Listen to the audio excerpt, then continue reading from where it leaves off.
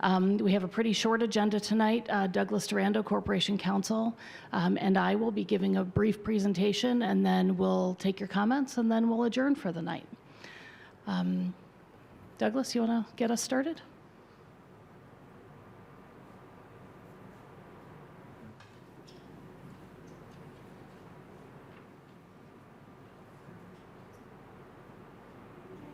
So the presentation that I put together tonight is entitled Adult Use Recreational Cannabis, It's Coming to Waukegan.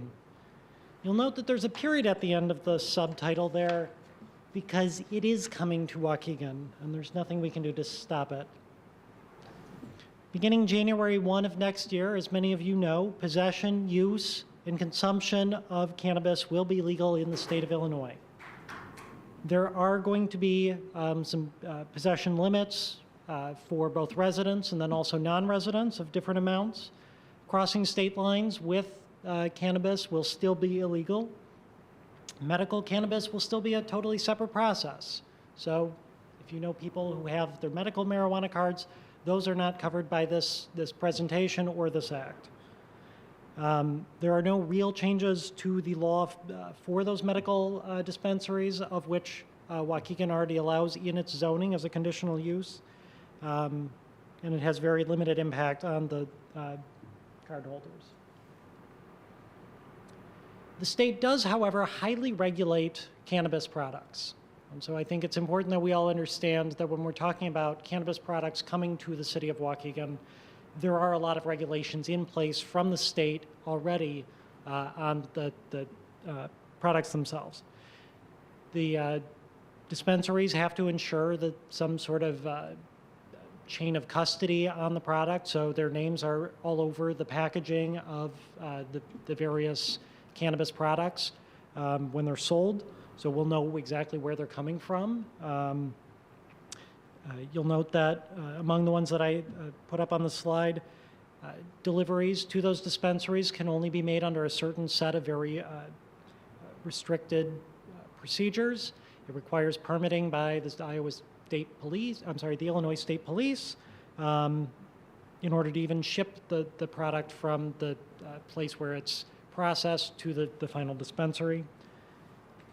The state law still requires that anybody who has got a dispensary or other cannabis business in the city will maintain compliance with both state and local codes and ordinances. They'll have to comply with fire codes. They'll have to comply with our zoning codes. They also have to have a lot of security precautions around the facilities. They'll have cameras. They have to have certain lighting requirements. And they have to ensure that their cameras, even on the inside of the business, are in constant working order whenever a transaction is taking place. There are lots of other restrictions that I'm not going to talk about tonight, but those are a pretty brief overview of some of the things that the state's looking at. The Act thinks about basically 5 different categories of licenses. First one's the one that we're going to talk about the most. It's the one that you're probably the most familiar with, which is the dispensary. It's the retail arm of these cannabis businesses. That's where somebody from the public would be going to buy a cannabis product. We've got infuser organizations or infuser businesses, who are the guys who are actually creating products with THC in them. I make the joke, think about the bakeries or the chocolatiers or whoever's, actually putting cannabis into another product. You've got the transporters, which I talked about just a second ago, because of the strict regulations around the transportation of the cannabis. They, have to be licensed separately. They have to go through a bunch of their own background checks and get the state permits in order to even transport the materials. And then you have 2 different types of grow operations. In Waukegan, we're more likely to see something like a craft grower, a much smaller grow operation than the big cultivation centers, of which there are only a couple of licenses throughout the state, and they're largely concentrated in southern Illinois. All of these are going to be regulated at the state level. All of these will require state license from one of the various agencies that are involved in this process. This would be in addition to anything that the city of Waukegan puts on top of this. There are only a very few of each of these types of licenses available.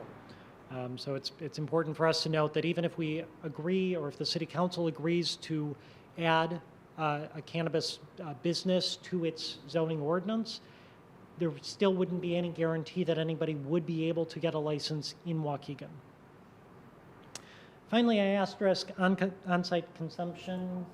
Went ahead a little bit, only because on-site consumption presents some unique issues, and it's something that we don't feel right now we should be pushing the city council to adopt.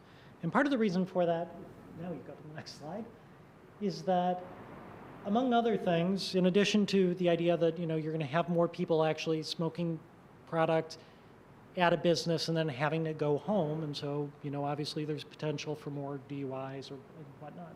It's the second bullet point that I found is most important when considering on-site consumption type businesses, and that's that there really isn't insurance. When you've got a bar in your neighborhood and there's an accident at the bar, or somebody gets drunk and runs into a fence post or a house, or God forbid a person, there's insurance that protects that business and ensures that that business pays for the damage done. There's no equivalent for cannabis use, in part because it's still illegal federally, and so the federal banking and insurance laws still prevent them from being able to get something like that. So at this point, we're recommending that the city council not consider on-site consumption as a use in any of these businesses that we'll be talking about later tonight. In addition to some of the issues that we've asked the council to consider and that we've considered when putting together this draft ordinance, are things like the fact that this is a cash-only business. Like the insurance issues, there are banking regulations around this, so the big credit card companies can't take, or these guys can't use credit cards because the money would have to funnel through one of their organizations or leave the state in order to come back to the state, and that would be a breach of federal law. In addition to that, the city has to expunge old cannabis arrests. These are minor possession arrests only. In addition to that, you would expect some other changes to city ordinances, city codes, and city policies, including things like the human resources policy. We also anticipate that there may be a slight increase to 911 and ambulance calls as a result. This number, I saw that it's going to cost you the city $750,000 if they expunge.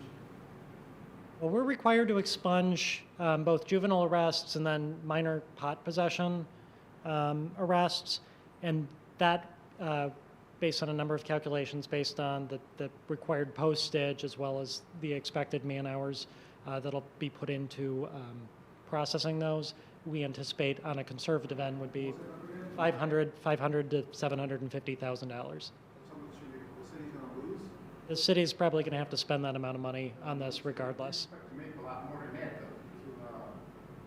to make up that loss then? As you'll see in this next slide, we really don't have a good answer for that. Yeah, if we can hold questions till the end. Well, the numbers, that's why I figured I'd bring it up on the numbers up there. Fair enough. So the city council at its last city council meeting did pass an ordinance which would allow for a 3% municipal sales tax on any cannabis sales within the city limits.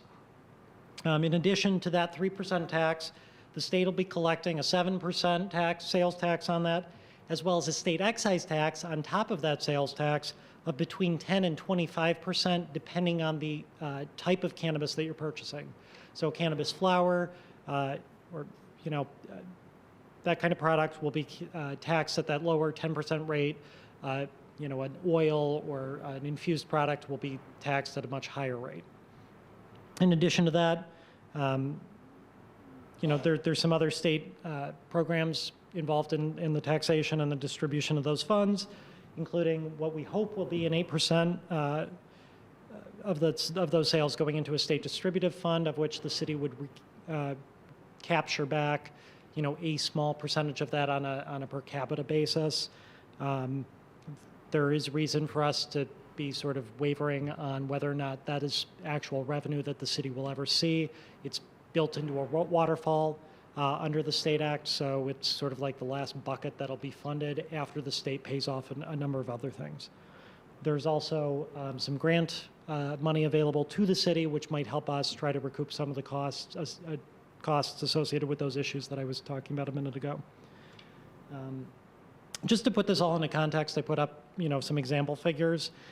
If we were to assume that a dispensary made $1 million in sales next year in the city of Waukegan, the city might see about $29,550 in sales tax revenue.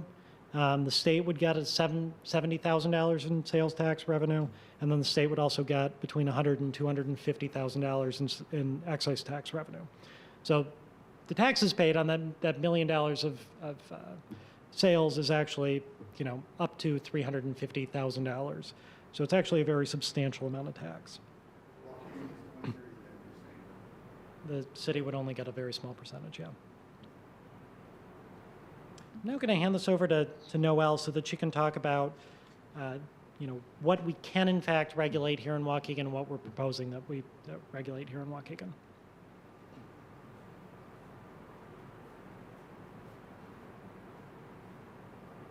Thank you, Douglas. So as the title of tonight's presentation stated, this is really for us about zoning. So what are our options locally? We have just a couple of them. We can ban the sale or we can allow the sale. And if we choose to allow the sale, then we should put in place zoning restrictions to guide that. Again, we have the home rule tax. Taking no action is not an option for us because that would allow businesses to open pretty much wherever they wanted without any restrictions. And we think the restrictions are important if City Council is to go forward with it. So the state law has some buffers built into it. It requires 1,500 feet between dispensaries, so from one to the next. It also requires 1,000-foot buffers for signs and advertising, and there's a lot of language in there that's challenging, I think, for most people to understand, including some of the folks who are interested in getting licensed. But we feel that that really acts as a restriction from locations, not just from advertising. And that 1,000-foot buffer is from schools, daycares, parks, libraries, other recreational facilities. So it again, effectively creates a buffer. And we have the ability to create other buffers within our zoning ordinance. So the ordinance that we have drafted, it proposes that any of the uses that we would allow with a conditional use permit. So that process is an established process in city code. It would require an application to the Planning and Zoning Commission, a review by staff, a review by the Planning and Zoning Commission, and a public hearing during that process. Then the Planning and Zoning Commission would make a recommendation to the City Council. It would be heard before the Community Development Committee of the City Council and then the full City Council.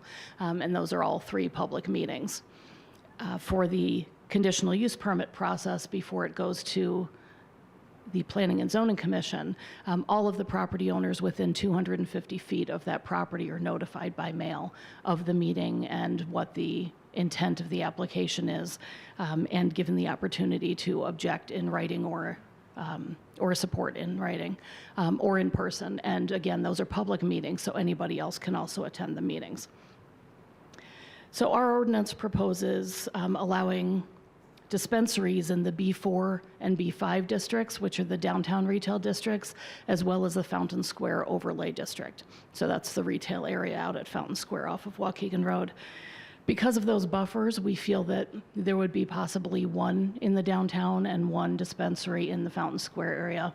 There's a slight chance there could be a second one at Fountain Square, so 3 total, but it would really depend on the location and how that buffer worked out. For the other uses, cultivation, growing, infusers, those would be allowed again under a conditional use permit only, not just automatically allowed, under a conditional use permit in the I-1 and I-2 industrial districts. So those are the areas, for example, Sunset west of Green Bay, or the Knoll, Oakwood area west of Green Bay, north of Washington Street, those industrial zones. There are a few others, but those are some key ones that more people are familiar with, I think. There would be an opportunity that somebody doing one of the growing or infusing businesses could co-locate a dispensary. So if I have an infusion business and I'm applying for a conditional use permit for that in an I-2 district, then I could apply to co-locate a dispensary at that same location rather than having two separate locations. And that could be reviewed in the conditional use permit, but that would be the only time that a dispensary could go outside of the B4, B5, and Fountain Square districts. And again, that's all through the conditional use permit approval process. None of it's automatic. And as Douglas mentioned, none of that allows on-site consumption. So the state law allows an Illinois resident to purchase the product and go to your home and use the product. And whether or not we allow this, a Waukegan resident could go to any legal dispensary and purchase the product and bring it back to Waukegan and use it on their private property in Waukegan. So our ordinance includes the buffers that are in the state law. Those supersede anything that we would include. The Planning and Zoning Commission, when they reviewed this ordinance, asked about houses of worship or churches and whether we should have a buffer for that. The state law does not have that buffer. And we discussed it at length, and our conditional use permit process allows the Planning and Zoning Commission and the City Council to consider a variety of factors, including the effects on neighboring properties, what's nearby, that kind of thing. And we think that that's an appropriate place for that, the proximity to houses of worship to be considered rather than having a strict buffer. And part of the reason for that is that the city doesn't currently have an accurate registry of houses of worship. So it would be just somebody's judgment about whether a particular place is a house of worship or not, and that's not necessarily fair to either the potential business or the house of worship. So having that be a consideration in Planning and Zoning Commission, and if it were a property that were within that 250 feet, they would be directly notified with a certified letter from the city when that conditional use permit application was made. So then they could say, we're a house of worship, we're located 150 feet away, and we object or we support. So we feel that that's the right place for that to happen. But it is, we feel, a valid concern to address the houses of worship. What did I miss there? I got it all? Just the fact that you mentioned before the medical dispensaries aren't impacted by this. Okay, so there are rolling application windows that are open now, and there are a limited number of licenses currently available and proposed to be available going forward. So there are already developers that are looking to find locations. A number of them have contacted us. By my estimation, it's close to 24 that have reached out to the city who are interested in having licenses and are interested in Waukegan locations. We've met with a number of them who have had an interest. And just heard about their plans and told them that we don't have an ordinance yet. So they need to wait until we do, if we do. So the state law takes effect January 1st, I think, as most people are aware from the broader news media. So we need to act before then, either to implement the zoning regulations or to ban the sales, so that we don't have the situation I explained previously, that somebody could just come in and open a business, because we don't have controls on that. So we feel that the ordinance that we crafted best addresses the issues. And the Planning and Zoning Commission did recommend approval after the public hearing. It was not unanimous, and as I mentioned, they did have the concerns about the houses of worship. So these are really our choices. No action isn't an option. We need to adopt it or ban it. Option 1 is to ban cannabis businesses. If we do that, our residents still have the right to use and possess cannabis in Waukegan. Neighboring communities, some have already approved it, some have banned it, others are still trying to make a decision. But some of them will have approved it and some others will, and they will get the tax revenue from that. And we'll have the costs that Douglas talked about. The expungement costs are there no matter what we do. The DUI issues are there no matter what we do. All of those issues remain, or potential issues remain. So option 2 is approve zoning regulations. So we still have all of those issues, but it would allow for new businesses to open in Waukegan. We would have that formal approval process, the conditional use permit process that I talked about. So there's, a couple more layers of review for these businesses where the business plan can be evaluated, the way they're setting up the site can be evaluated. We can ensure that it complies with the state regulations and with all the local requirements. And this ordinance would have those strict regulations and site plan controls. And we would also have revenue generation through the sales tax, which could help offset those costs that we will incur regardless of whether we approve it. So now we'd like to open it up for questions and comments for anybody who would like to speak. Thomas will come and bring a microphone to you, and then Douglas and I will try to address questions, or if you just have a comment, not a question, that's okay too.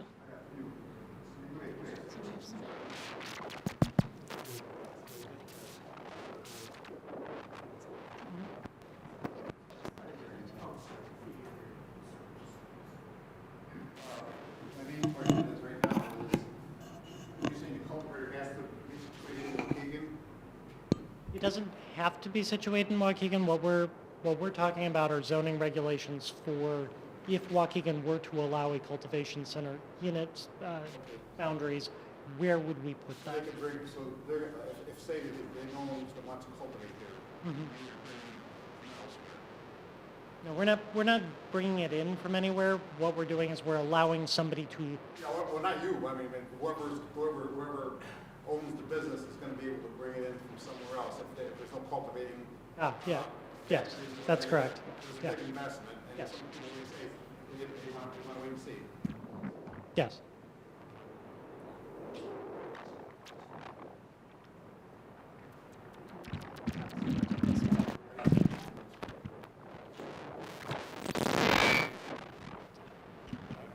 Do you have any other? We can use this. I don't wanna talk to the mic right now, I got. Thank you. I had two. Number one, I was surprised the city only is getting 3%. With the revenue, really, you're becoming a distributor for the state. The state's obviously going to benefit to the nth degree. So for every $1 million of revenue that you bring in, you're going to get $30,000. Is that fair to say?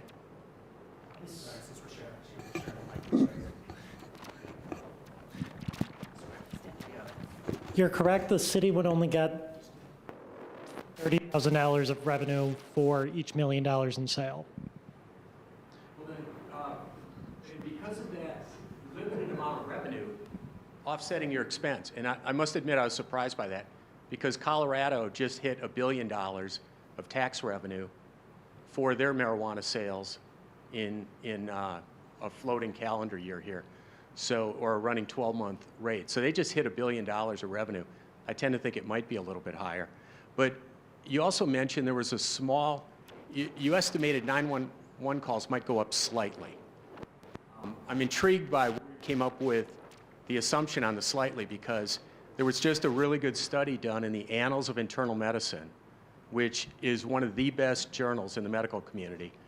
And I'm a business guy, but I have a pharmacy degree too. I'm on the board of the School of Pharmacy at the University of Wisconsin. That was published in March of 2019, and they had 10,000 emergency room visits from 2012 to 2016 attributed to marijuana overdosing and excess marijuana.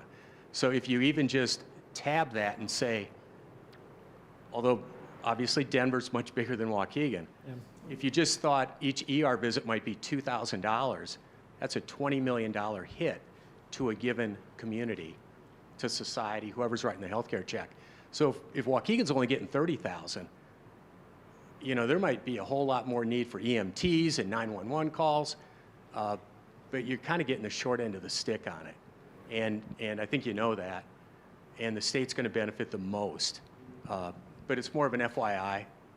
I'll look for that study, thank you. I mean, we've seen a number of. You're not pro then. Well, we've seen. What's your stance then? My stance is it's a fait accompli. It's already being done in Illinois. So why should municipalities take advantage of it? I will say this, though. Because of the amount of edibles, if you look at what happened in Colorado as one of the first states with recreational use, and I'm separating out medical use for epilepsy and other things and pain management. For recreational use, edible emergency room visits were 33 times higher Edibles, you're saying edibles. than they expected. No, this was for all. But their edibles went through the roof in many times in pediatric patients because kids can't differentiate between Oh, yeah, okay. the gummy bear And a how chocolate, many, it was like a I've got 10 chocolate. grandchildren. How many of my grandchildren only want to eat one gummy bear? They don't know it's THC. Same with the chocolate and the little cubes of them. So it's going to be an issue, and it just has to get addressed. People have to go in with eyes wide open. Any more questions? I'm against it long term. I think it's a mistake. Yet I know it's going to happen. I've got nothing against marijuana and responsible adults or responsible people. But I tend to think it will get out of hand, as it has in other places. So it's offset by revenue. I'm sorry, just Sure. allow her. Sure. No, and thank you for the opinion. My name's Brendan. I'm with Family Piano in downtown Waukegan, one of the largest privately held businesses in downtown. And I just wanted to say that one possible concern that I wanted to preemptively address is the idea of perception of downtown Waukegan. Of, some people might view it negatively. It seems like some other municipalities have brought that up.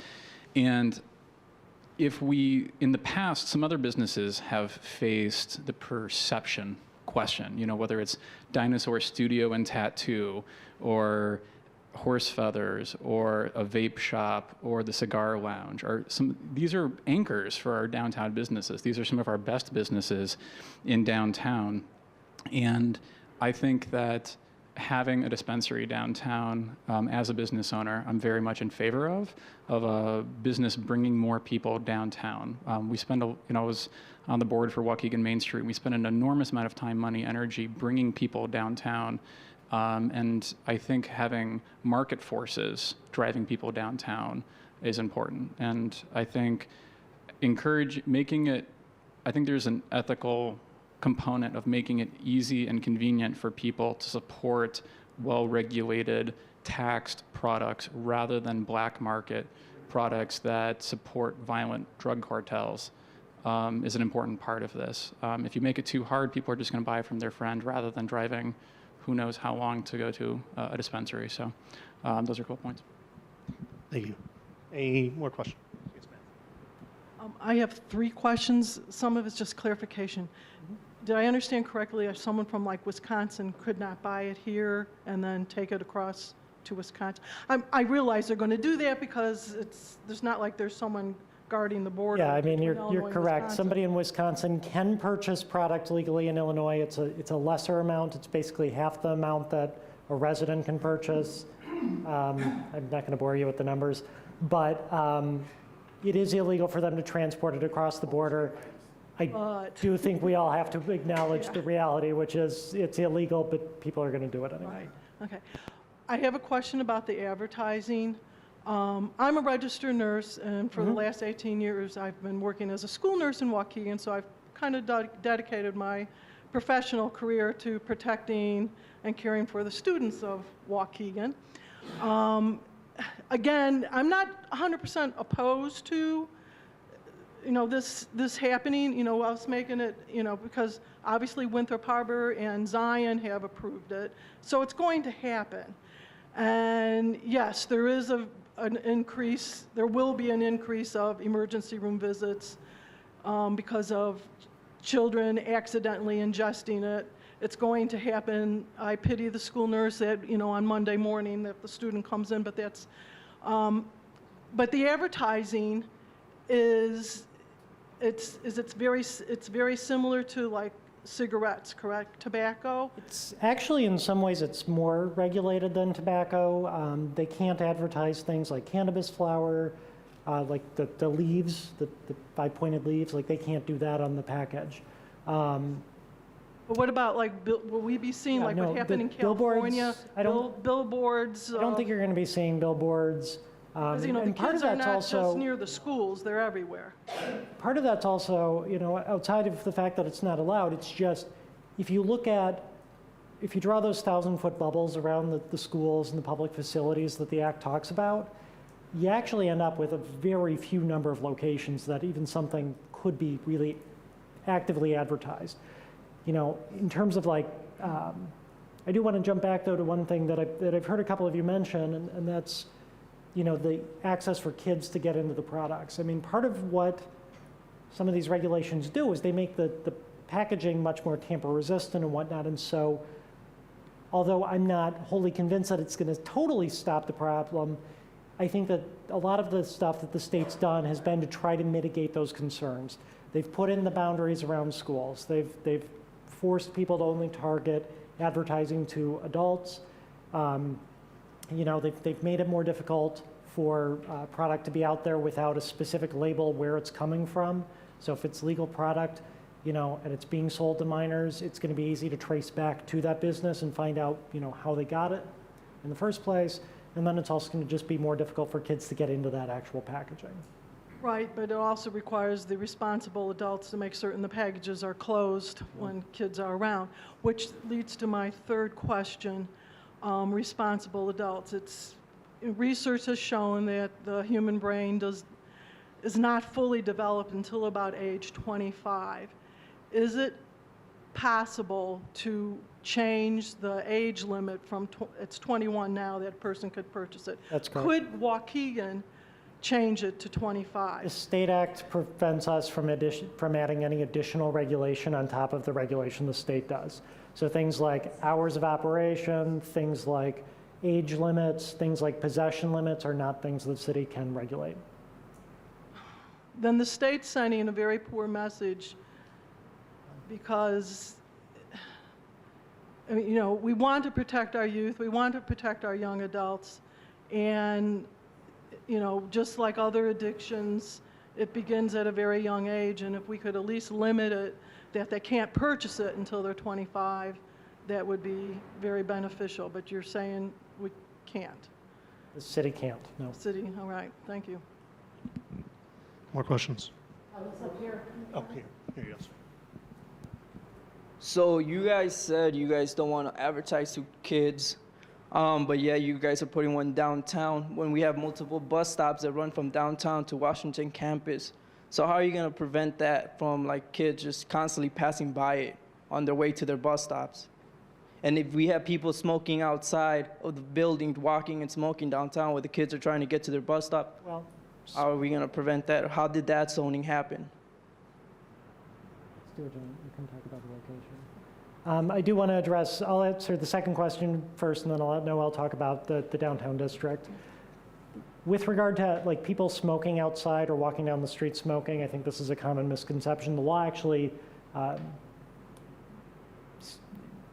builds off of the Smoke-Free Illinois Act. So, it still prohibits people from smoking in public, from walking down the street smoking or burning. I'm going to let Noel talk about, your first question, the sort of buffer and where that actually will be.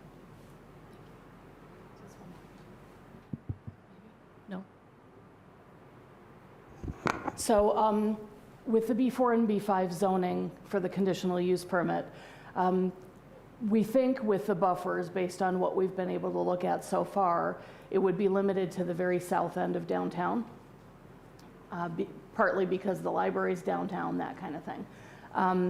The advertising component, as Douglas said previously, doesn't allow the pictures and that kind of thing. So you could have a business name, John's Store, on it, but it's not going to have flashing lights, get your pot here, that kind of thing. That's not going to happen.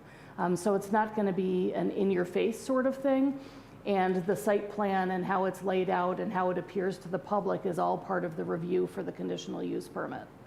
So that would be considered by the Planning and Zoning Commission and the City Council going forward. So there's no guarantee that kids aren't going to walk past it, but they shouldn't be bombarded with it walking past it, because it's not going to be, they can't do that kind of in-your-face sort of advertising. Just one last question.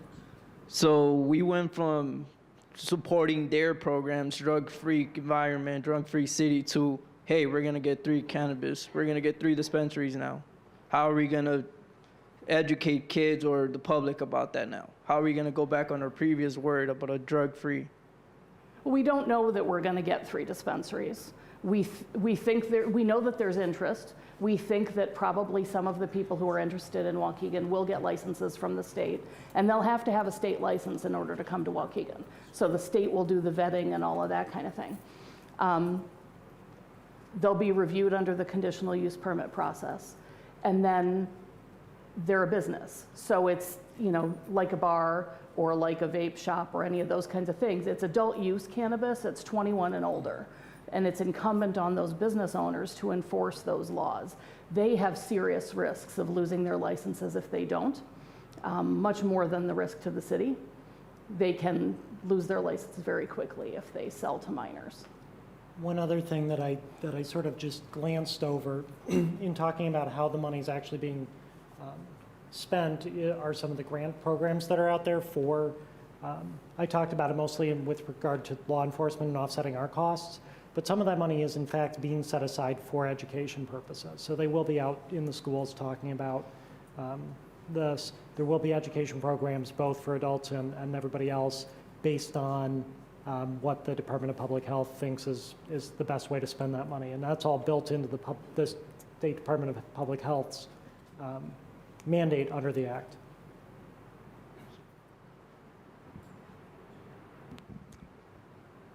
Civilization goes forward on data, not biased opinion, false data, fake news, etc. And I just wanted to refer to this gentleman in front of me here. DARE and the war on drugs have been dismal failures. They don't work anywhere, and they never have. Now, I've spoken at other municipalities' meetings, and they bring up, well, we have to protect our kids. Well, excuse me, but at Waukegan High School down here, or wherever your middle schools are, I'm not that familiar, any kid there can get cannabis, if he wants it, within about 30 minutes from his friends. And the people, let's say all these people were up here tonight, they could probably get it in 45 minutes from people that they know that smoke it or ingest it in one way or another. So prohibition has never worked. It's cost Lake County, Waukegan, et cetera, millions of dollars over the years. It's a joke. Now, let me give you a little background here. 6 years ago, my eldest son became a premium grower in Humboldt County, California, which is the heart of the Emerald Triangle. Some of you may know of that. And when he did, I hadn't smoked weed in 45 years. I'd lost interest long, long ago. It was crap back then also, by the way. So I thought, I better get educated here. So 5 years ago, I subscribed to research from top places all over the world. And so on any given week, I get 2 to 5 emails showing me recent research, et cetera. And I have to disagree with this gentleman in the front row over here. He gave an accurate description of what he had read, and I appreciate that. However, I can put together a pile of reports this big that say that's not happening at all. In fact, youth use of marijuana in a municipality, in a state, and a county tends to drop. And the kids going to emergency rooms is the result of low responsibility in the parent. And should there be a consequence from that? Oh, I think there should. But, and personally, I am much more interested in the medical than I am in the recreational. And I think this is, some of the statistics you gave had been massaged in Colorado. I can give you a ton of the same statistics that are completely different from Oregon, which had it way before Colorado did. So, listen, I can give you, no, I can give you stuff from JAMA, I can give you all kinds of stuff. If you want to arm wrestle on this, this is not the place to do it. You're trying to influence something, and I'm disagreeing with you on this. There's tons of, this is based on data, not one report, sir. I'm done. Anybody else? Did you still have a question? Any additional questions about the zoning specifically too? Make my way over. Okay, I got two questions. One, will there be any zoning permits for lounges similar to like cigar or vape lounges for recreational marijuana? There would not be. As Douglas talked about early in the presentation, there isn't the kind of infrastructure in place for that, like the insurance equivalent to the dram shop that a bar might have. And with the cash basis of the business, we just don't think it's a good model at this point. It's not a proven model for us to encourage our city council to approve that. So it's not written into our ordinance to allow that. And the second question, with the dozen applicants, would one applicant be able to own 3 dispensaries, or would it be zoned for them to own specifically one? So that would be partly a licensing issue at the state. They would have to have their state license initially. Anybody who had a state license could apply for a conditional use permit. They'd have to go through the whole process and get the approval. So could one licensee potentially own more than one business in Waukegan? Sure, if they have licenses for those businesses and they get approved through the process. But it's not, somebody comes with a license and is guaranteed all of the business in Waukegan. It won't work that way. Same process. Yes. Each use will be the same process. So it could be one person that wants to open a dispensary and an infuser and a craft grow. That's 3 applications, 3 reviews for conditional use permits, each separately. And the fee, they have to pay the fee, obviously. Yes. The licensing fee, so that's, Yes, Substantial. yeah, that's what I'm saying. sure. Question over here. Good evening. Thank you for the information. My question is more on just understanding the process of what the next steps are. At the last city council meeting, a lot of the verbiage from the aldermen centered around like it's already going to be done. It's not a matter of if, it's a matter of where. And today you gave us 3 options. One option obviously is an option that puts us in a really bad situation as a city because the state would dictate to us or someone else can dictate where this goes. The second option was to decide not to have it in our community. And then the third option was to zone for it properly. And so what is the next step? At what point do those options either get brought to the community, or is it just the alderman and the mayor who will make a decision on what that next step is? Sure. The ordinance was held over at the last city council meeting so that we could have this public meeting and hear from all of you. It will be presented again to city council on Monday evening as old business. Monday's the next city council meeting. So it will come before the council as an old business item for them to consider that ordinance. And it'll be That's the ordinance that puts the zoning in place. So that's then option 2.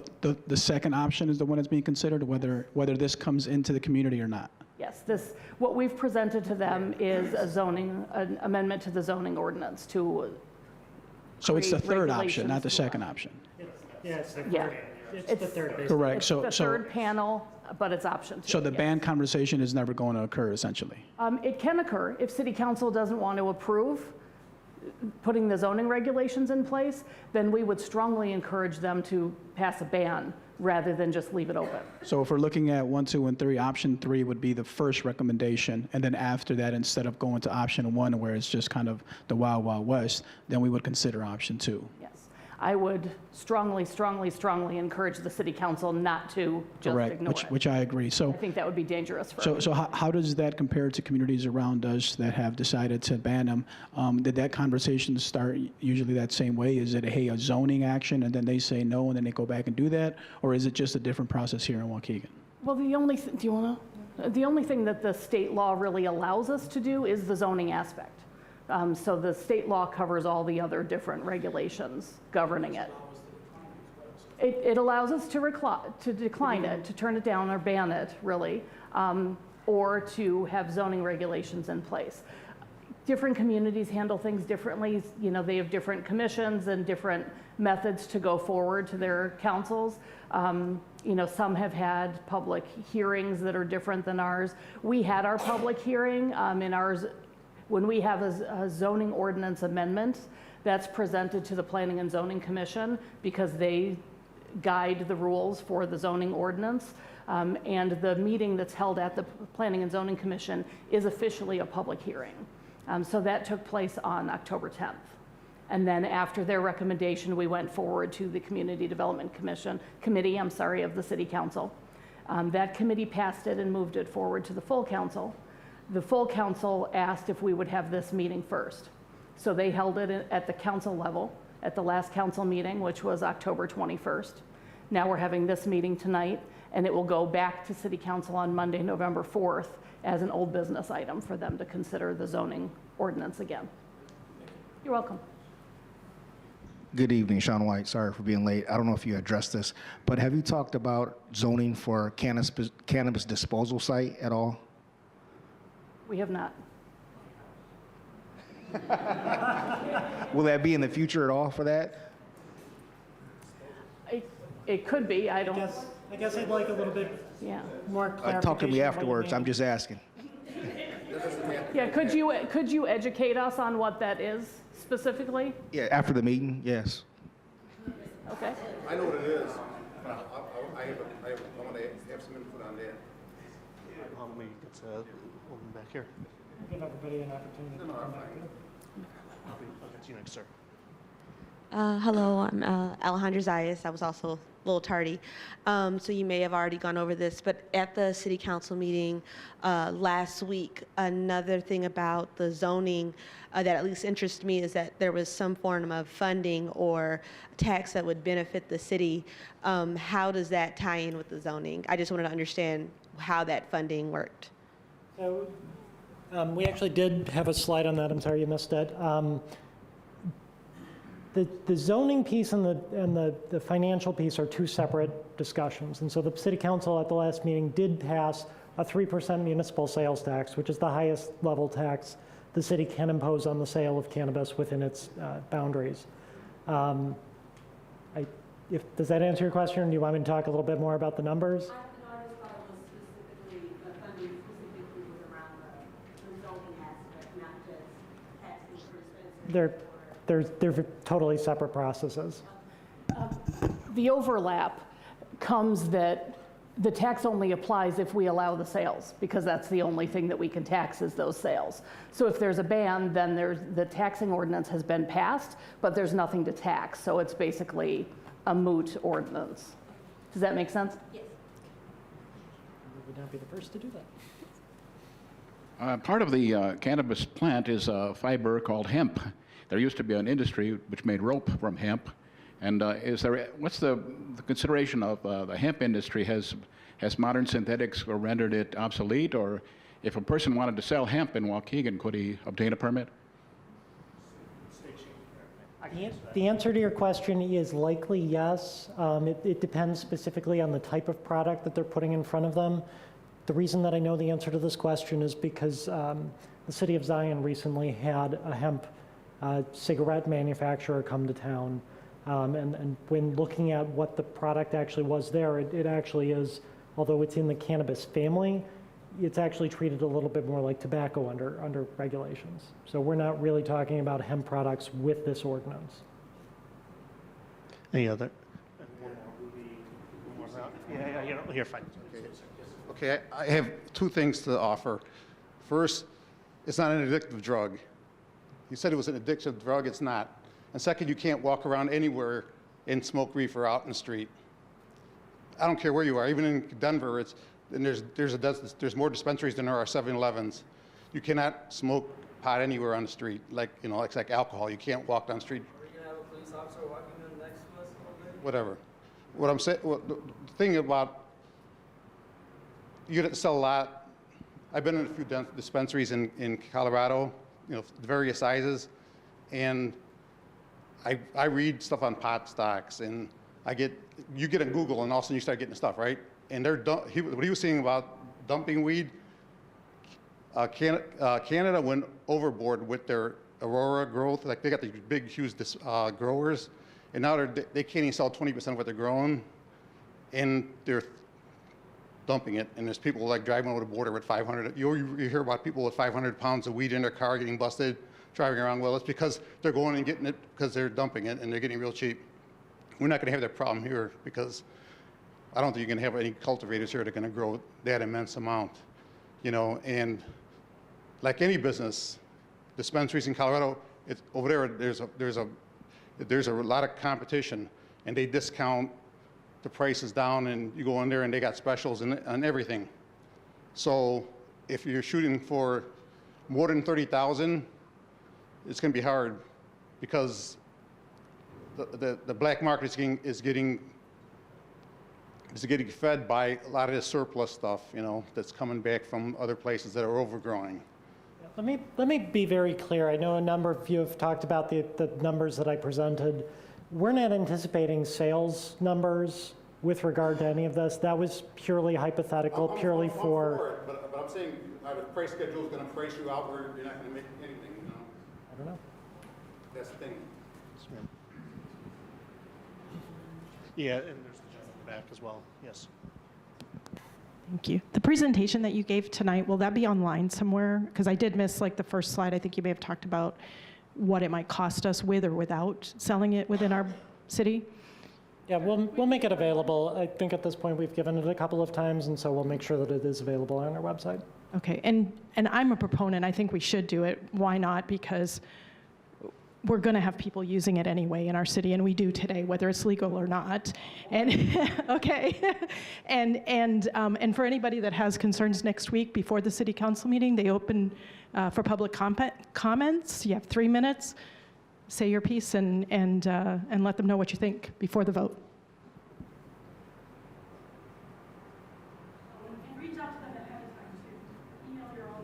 One sec. Did you still have a question, sir? Perfect. Hold on one, and I'll get to you next. So more of a revenue question, I guess. I realize to your comment you just made, sounds like you haven't necessarily done projected sales revenue, but I'm just wondering if there's research or that has been done during this process that maybe has looked at similar communities that have gone through this process, and what research might show that would compare expected revenue versus other additional costs. We talked about some of the things related to hospitals, police departments. As part of this process, just curious if the city has been able to do any research that gets to that question of basically anticipated revenue versus additional cost. Well, we've certainly done a lot of research. We've certainly looked at similarly sized communities in states that have legalized.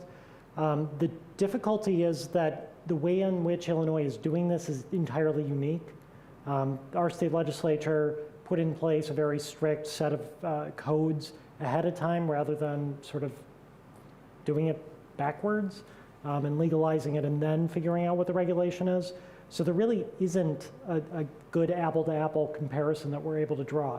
I'm an attorney, Noel's a planning director. We've got some understanding of numbers, but we're not in a position where we're economists and can make those kind of projections, no.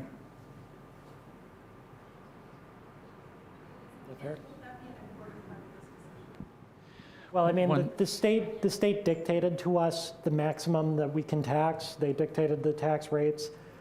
If you look at the slide that I did on the, yeah. Do you have any participating price schedules for like 1,000 milligrams of THC, like Colorado they have? Honestly, no. And in part, it's this tax rate that Noel just put back up there is really what sort of the barrier is for us to try to make any sort of those determinations. We haven't gotten that far with anybody who's come to us and talked about this purely on a zoning level. I don't anticipate that we ever will talk to them about their pricing model. Part of the issue is that, as you'll notice, they've got a very high tax rate. On $1 million worth of sales, $250,000 to $350,000 of that is going to be eaten up in taxes alone. So that's, certainly eating into any profit that a business is going to have. So I think it's very difficult for us to anticipate, any of these numbers in any sort of really concrete kind of way. So my understanding is that some of the early snags with legalization occurred around banking, where due to federal restrictions, banks were not accepting deposits from these businesses, and everything had to be very cash-centric, which presented a big security concern. Is that addressed with the state rules and or the local ordinances, where these businesses who are hopefully doing many millions of dollars in businesses can safely deposit that cash and not be a target for robberies or anything else? Yeah, I mean, certainly that is something that we have considered and concerned. It's one of the things that we identified in this presentation as an issue that we would want to fully consider before approving an application. But it's largely covered by that conditional use process and making sure that the location's an appropriate location. But again, there's a lot of deterrence in the state law. You know, the requirements of cameras at all times, the lighting, the delivery being under controlled circumstances, so they already have to have an enclosed loading and unloading zone. But even on top of that, you know, it's just, one of the things that I was very surprised by in doing the research on this was the amount of auditing that went into this process. And so the number of times the state police and the Iowa Department of Revenue are coming through. I'm sorry, I keep saying Iowa tonight. I don't know why I'm doing that. It was nice too, but we're in Illinois tonight. The Illinois Department of Revenue and the Illinois State Police have been coming through and auditing these places pretty much on a weekly basis in terms of the medical facilities. And in talking to the folks who are you know, operating those medical distribution companies and those medical dispensaries, they're expecting that same level of audit to continue. So we do think that there are going to be a lot of protections in place. It's something that, you know, the state police and the state is considered in putting together their regulation, and it's something that we're considering within our local zoning controls. We have about 5 minutes left. Any addition? To the gentleman that said that cannabis is not an addicting drug, he's absolutely right. It is not a drug. It's not a drug, it's not a food, it's not regulated by the FDA. There's not a lot of research out there about it. Even now, even, you know, over how many years, centuries it's been used. There's not a lot of research. And, you know, I just hope whatever decision the city of Waukegan makes, they realize that this is a very serious matter, and we need to protect our youth. We need to protect our young adults. And I'm just disappointed that we can't raise the age that they use it, because it's, as I said earlier, the human brain is not developed until age 25. Hello, my name is Jacob Kleinhart. How's everyone doing tonight? I'm actually one of the 24 people who is applying for their license to open up a dispensary. With that, how many bars does Waukegan have around here? And I'm not like to attack your point. Has anyone done any research between the difference of alcohol and marijuana? And the developmental cease that it could have? I would love to see the age for alcohol. Oh, correct. And I understand. Tobacco and vaping and all that. Right. How many people have been in a dispensary before and seen how it works? You walk out with an actual prescription bottle, no different than if you were to go to a pharmacy and pick up pills. The edible products, warning labels all across it, even show measurements of how much you're supposed to, as well as the effects that it could have. Now, to the gentleman who brought up the point of walking around the street with it and what we would do with law enforcement, well, we already have that with alcohol. You know, no one can walk down the sidewalk with a beer open, having a ball. So to that, how do we bring the public together better? Because at this point, if we are at a ban or go for the sale, we have to come together to figure out a way to, how do we want to monitor that? Do we want to eliminate the process of, well, we're not going to bring any tax revenue altogether? Or do we want to go into that, but stand on side saying, well, I'm still not for it, I don't want to be a part of that? How do we bring this together to figure out a way to positively have a dispensary? Say we open one right in downtown Waukegan. How would we go about that? What suggestions are there? Has anyone brought that up at, you know, any of these city hall meetings regarding this of, you know, do you provide extra security? Do you, like, is there like suggestions for this, or a suggestion box? Even to those people who are trying to open dispensaries, how do we know how to provide the city of Waukegan, for example, me and my business, if we were to obtain that license? Our goal is to help Waukegan. So protecting youth.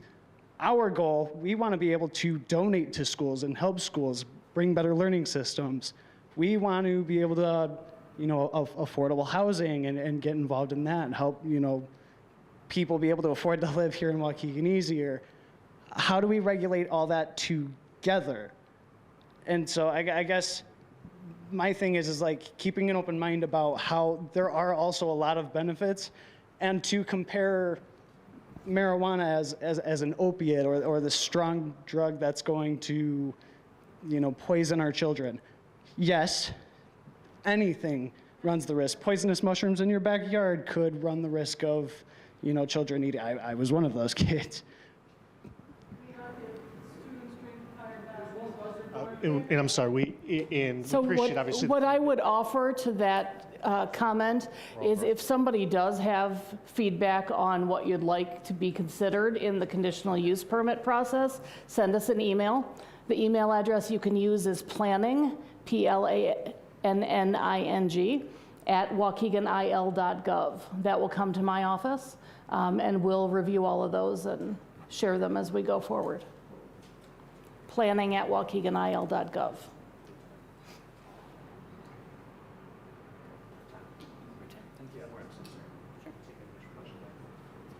Okay, thanks everybody for coming tonight. We appreciate your feedback and input, and especially your time. Thank you.